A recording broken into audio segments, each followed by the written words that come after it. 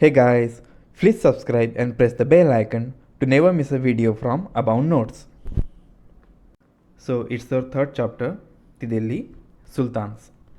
So before proceeding to the chapter, let's take a quick revision what we have learned in our previous chapters. In the first chapter, we have learned about the people who make the maps. Those people are called as a cartographer. We have learned about the changed terminology of the words. We learn about the different sources of the history, like the inscriptions, coins, their forts and all. We have learned about the how empire developed and how the new religions came into existence. In the next chapter, like in the second chapter, we have learned about the emerging dynasties like the Chalukyas, Rashtra. We have also seen the Danti Durga's Hiranyagarbha Puja. We have seen the fights for the wealth.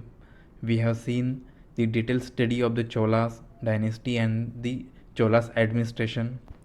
So in today's lecture, we are going to learn about the one of the important topic in our history, the Delhi Sultans.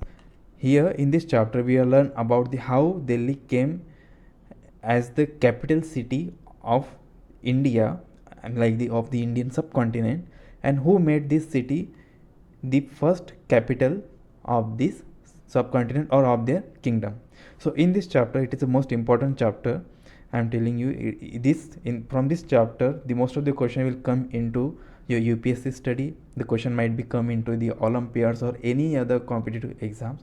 So do this chapter properly. This will help you a lot in your future exams and other knowledgeable things. So in the second chapter, you have seen the regions like the Kaveri Delta. The Kaveri Delta that time became the center of the large kingdom, like the Chola was ruling there in the Kaveri Delta.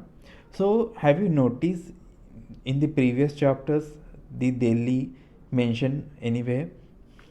So you will not see that Delhi mentioned before this period, because Delhi was not the prominent city before the 12th of century. So how Delhi became most prominent or most the important city, that it became like the capital of the empire and capital of our subcontinent? So that thing we will see in this chapter. So talking about that, the Delhi first became the capital in the rule of Tomar's Rajput. Tomar is a different clan of Rajput. We can say like the Chauhans, who also called as a Chahamanas. So like Chauhans, Tomars are also a king of the different regions. There are Chandels, there are Parmar. So that time, the most of the Indian subcontinent, the North India, occupied by the Rajputs, and that time the Tomars was ruling there. So let's take a quick look at the table given in our book. The table titled as the rulers of the Delhi. In this table we will see the first ruler who made the Delhi as a capital, and likewise we will see the kingdoms which came after that, after each time till the 1489, like the 1526. So the time span from 1165 to 1526 when the king ruled the Delhi is shown in this table. One more thing is that the all the kings who ruled the Delhi or ruled over the capital city Delhi is not written here. Only the few kings who are important or who did most most the important work are shown here. So you can see there are number might be more, but this much is given for your exam. So now we have seen that who became the first ruler of Delhi.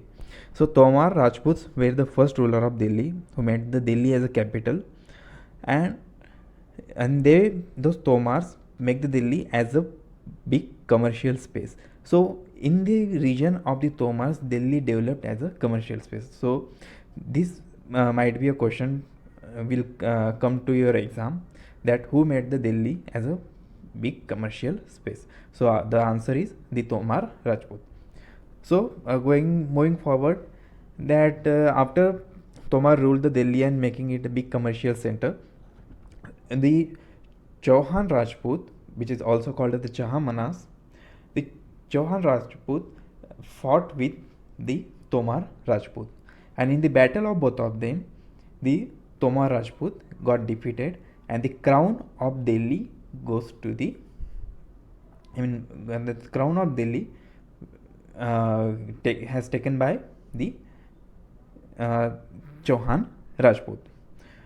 So, who became the ruler of the Delhi after the Tomar? The Chauhan Rajput became the ruler of the Delhi after Tomar. So, here one more thing is given, that the many Jain merchants lived in the city and constructed several temples. So, in the region of Tomar, many Jain merchants, the merchants who does the trades, were living in the city, and they constructed there many temples, many Jain temples and other temples. In the Tomar Rajput, they were the coins minted there, means they were making the coins called as a Delhi wal. So what is the name of the coin made into the Rajput region of the Tomar Rajput era? The coin are called as a Delhi wal, and those coin has a wide circulation. Wide circulation means those coin that anybody of their region use those coins. The transformation of Delhi into a capital that controlled vast area of the subcontinent started with the foundation of Delhi Sultanate in the beginning of 13th century. So let's have a look at the table, the rulers of Delhi. From this table you can see that early 13th century the Turkish rulers ruled the Delhi. In 13th century the Khalji dynasty and Tughlaq dynasty ruled over the Delhi. So from this table you can see who ruled the Delhi in the 13th century, and during the 13th century Delhi developed as a capital city, and that those rulers built the foundation of the Delhi as a capital. So Delhi Sultans built many cities in the area that we know now as a Delhi. So here's the map for that. Let's have a look on that map. From that map you can see the Firozabad. The Firozabad was a town in the area of Delhi. So the Delhi we know today was not a complete one city in those time. So in the earlier time there were the different smaller cities built beside near to the main city of Delhi, such as Firozabad. Another one is Firoz Shah Kotla. We know the name Firoz Shah Kotla because the name is given to the stadium in Delhi. There's a Haus Khas, there's a Jahanpana, Tughlaqabad, Adilabad. These are the cities built nearby the Delhi, and those all cities came together built a complete Delhi, and that is later known as a capital of the subcontinent. You can see that Delhi built along the river Yamuna. So river Yamuna flows through the Delhi. So moving to the next topic, finding about the Delhi Sultans. So in this topic we will see how do we know about the Delhi Sultans. So we know the history by the inscriptions written there, the coins, the architecture. Those all things provide lots of information about the history of that period. In the first chapter we have seen the different sources of history, and those were the sources of history of that time. But in the Delhi Sultans, means in the Delhi period, there were the Tariq, or in the plural we can call it as a Tawarik, which is written in a Persian. The Tariq or the Tawarik were the books that provided with information about the administration under the Delhi Sultans, and those Tawarik written in the language Persian. So these were not written in the Urdu, not in Arabic, not in Hindi or Sanskrit. Those were written in the language Persian. Okay, and Tawarik is the book that provide the information about the administration of the Delhi Sultans. Okay, here's in the image below, it has shown that how the manuscript was made during that period. So look at the figure figure written as a title A. There's a first stage in making of the manuscript. You can see A, B, C, D. So look at the A. First one is the person is preparing the paper. So the very first thing is to written a manuscript, that you must have a paper to written on it. So the person is preparing the paper. The second person writing the manuscript is writing the text on the paper. So he's the writer. The third person is that's the interesting thing, that the third person what is doing, is melting a gold to highlight important words and passages. So those manuscripts were for the royal person. So this royal person wanted that this specific word, specific passage, some image, that has to be highlighted, because that was the important thing, and those people wanted those things to be highlighted into their manuscripts. So this is the person who melt a gold and write and put that gold to highlight the manuscripts. And at the end, when the book is ready, then it has to be bound. So in the end picture, that is the picture number D, we can see that the person is binding the book. So who were the authors of the Tawarik? The authors of Tawarik were the learned men, the secretaries, the administrators, poets, and the courtiers. Courtiers means the people who present in the king's court. So those people recounted the events, means recalled the events, and advised the king on the governance, emphasizing the importance of the rule. Means those were providing the decisions, their views over the certain topic to the king. So here an interesting paragraph is given here. It is written as the circle of justice. So this paragraph is written by the author Fakhr-e Mudabbir, who wrote in the 13th century. So what he wrote? He wrote that a king cannot survive without soldiers. To rule the empire, king needs a soldier, and soldier cannot live without salaries, because the soldiers needed their salaries to live, and salaries came from the revenue collected from peasants. Where this money came from to pay to the soldiers? Those money came from the peasants. Peasants means the person who do the land for the agriculture and pay the taxes to the king. So but peasants can pay revenue only when they are prosperous and happy. When the peasants will pay the revenue when they get the money from the agriculture and their work. If they don't get the money from their agriculture, what they will pay? So to pay the taxes, they must have to be prosperous and they have to be happy. So, and how they will become happy? They will become happy because of the governance, the honest governance, and the king's justice. When the kings do the justice with the people, with this community, and the kings have the honest governance who works on the honesty, this directly leads to the prosperous and happiness of the general. Some interesting facts are given here about the authors of the Tawarik. So look at the point 1. Remember all those points, because those are the important points that may ask in your exams. So the first point saying that the authors of Tawarik lived in the cities. They lived mainly in the Delhi, and they hardly ever lived in a village. So from this point we can understand that those authors lived in a city area. They were not living in the rural area or in a village.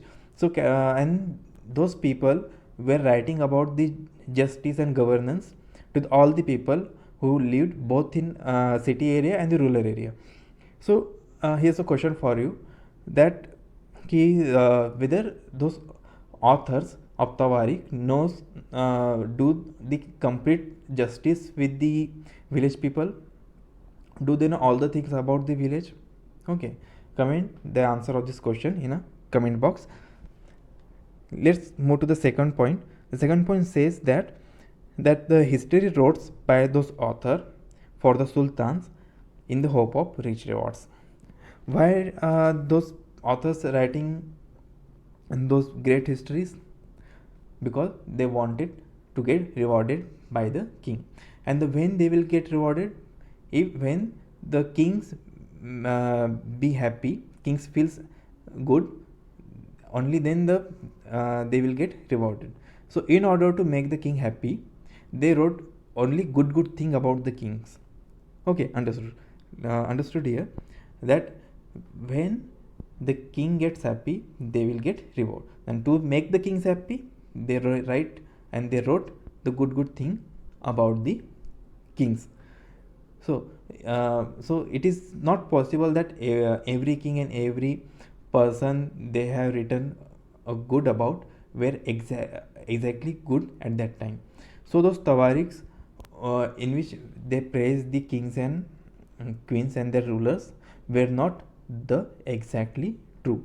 Those tawarikhs were not the true, because those were written self being selfish, because they want some rewards from the king. If they were not selfish and they doesn't want any reward from the king, like we saw one of the author in our previous chapter, that chapter were critical about the rulers. So unlike these writers of Tawarikh were not critical, those written only good thing about the king, and in this way they get the rewards. We can just remember the point we have learned in the previous chapter called as a prashastis. So these tawarikhs are nothing but similar to the prashastis.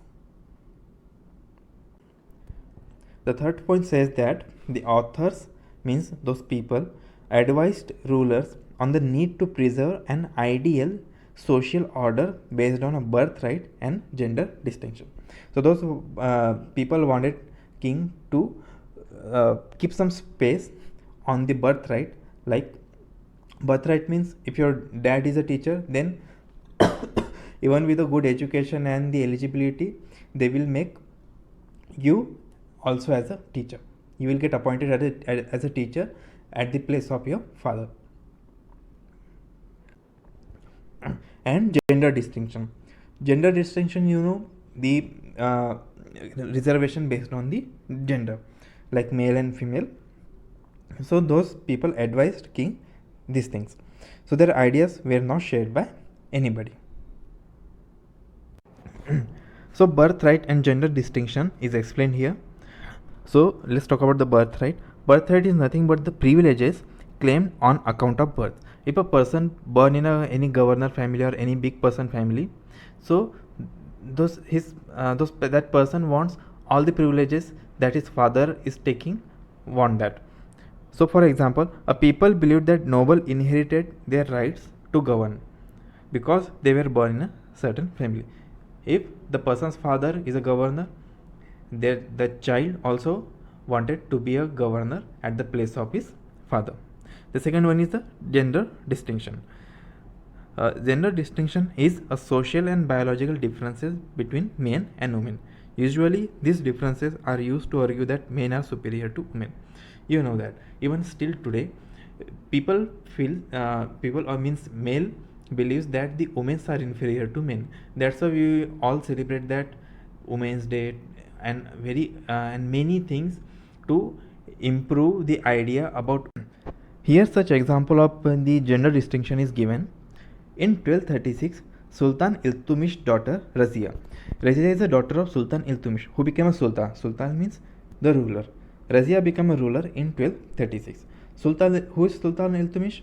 Sultan Iltutmish is a ruler. See, we will go to the that rulers of Delhi table. Here you can see that the early Turkish rulers from 1206 to 1219. Sultan Iltutmish is the second one after the Kutubuddin Aibak. Sultan Iltutmish ruled from 1210 to 1236, and after Sultan Iltutmish, Razia became a sultan, and she ruled from 1236 to 1240 for about the 4 years. Okay, let's go topic. So at that time, the chronicler of that time, the chronicler means the historian. The historian of that time, Minhaj-e-Siraj. What is his name? Minhaj-e-Siraj. He recognized that she was more able and qualified than all her brothers. So after the death of Sultan Iltutmish, he has his children. He has the boys as he has a sons and a daughter.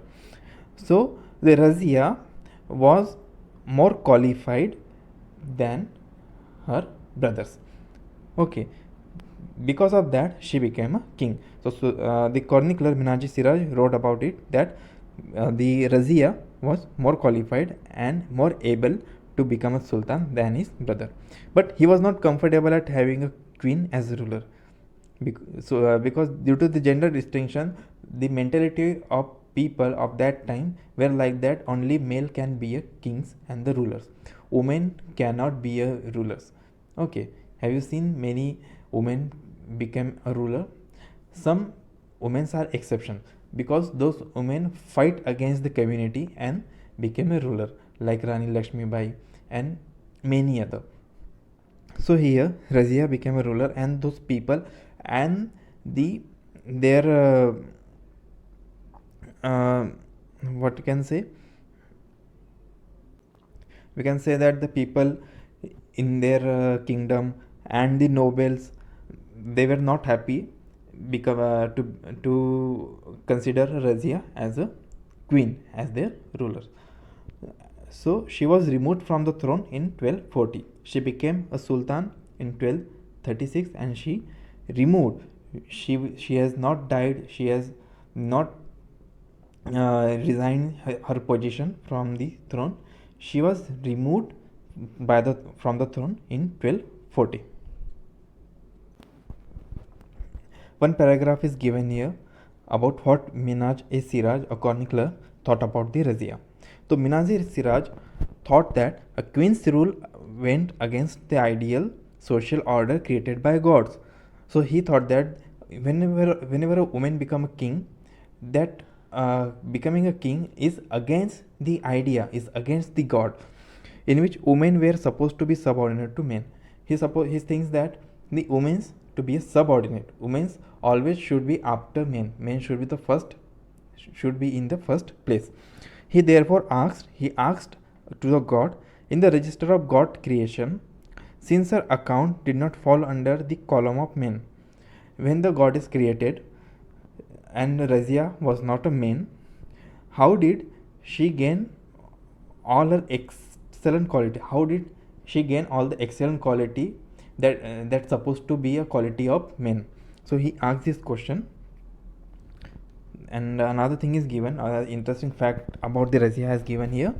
On the inscription of the coins made by the Razia, that she was of Sultan Iltutmish. So on the coin, the Razia mentioned that she was the coin of the she was the daughter of the Sultan Iltutmish, and she did this thing similar to the one of the queen of the another kingdom.